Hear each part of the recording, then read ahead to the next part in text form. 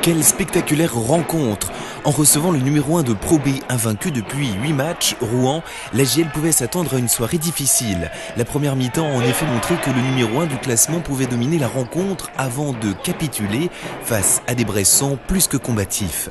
Parce qu'en plus, à la mi-temps, on était plutôt bien installés dans le match. On était à +11, on contrôlait assez bien cette équipe de Bourg-en-Bresse. Mais eux, ils sont revenus du vestiaire avec une énergie décuplée, une agressivité défensive qu'on n'a pas su contrôler. Et c'est ce qui a fait la différence en deuxième mi-temps. Ils ont été beaucoup plus présents que nous, physiquement, mentalement. Le score de la mi-temps est en faveur des Normands, 47-36. À leur retour sur le terrain pour le troisième quart-temps, c'est une JL remontée, pleine de volonté, qui sème la panique dans l'équipe adverse. On a donné énormément de cœur. Le public nous a soutenus et nous on a répondu avec énormément d'envie, de détermination, de bien jouer et surtout de ne pas avoir de regrets à la fin de match.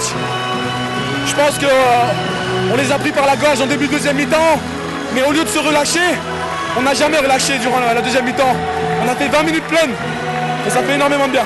Je pense que quand on joue avec le cœur et qu'on prend un peu de confiance, beaucoup de choses se libèrent et ça a été le cas en deuxième mi-temps. L'équipe de la Gelbourg offre donc à son public un véritable spectacle. On est revenu avec une intention vraiment de leur rendre les choses dures, de couper les passes, parce qu'avant les ballons arrivaient trop facilement. Et c'est ce qu'on a fait. Et je pense que si ça n'avait pas payé tout de suite, peut-être qu'on aurait eu des difficultés. Et heureusement, ça a payé tout de suite. Ça nous a donné confiance. Ça nous a montré qu'en faisant ça, on allait y arriver. Et on a continué de faire ça jusqu'au bout, quoi. L'équipe burgienne amorce une belle dynamique avec 3 victoires consécutives. Oui, quel spectacle, surtout la deuxième période. Je pense qu'on tient... On parlait de match référence, pour moi le vrai match référence c'est cette deuxième mi-temps. Voilà, c'est ce qu'on recherche, c'est ce qu'on attend de nous-mêmes depuis le début de saison, on n'arrivait pas à le trouver, je ne sais pas pourquoi.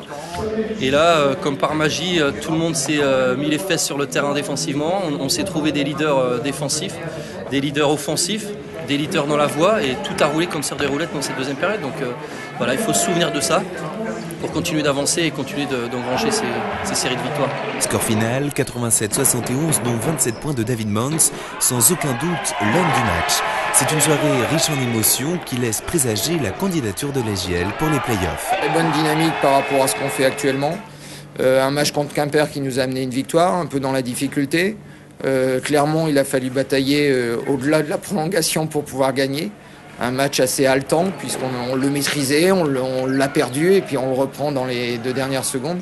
Donc forcément ça a été une bonne récompense. Et puis le match de ce soir qui a un peu cet aboutissement de l'effort collectif avec une grosse maîtrise sur cette deuxième mi-temps.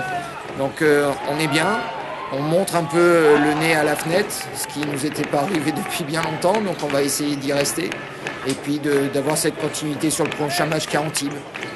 Qui sera un match important dans cette capacité à atteindre les playoffs. Donc voilà, il faut vraiment qu'on soit capable de renouveler une telle performance. Prochain match à domicile, le 5 mars, face à Chalon.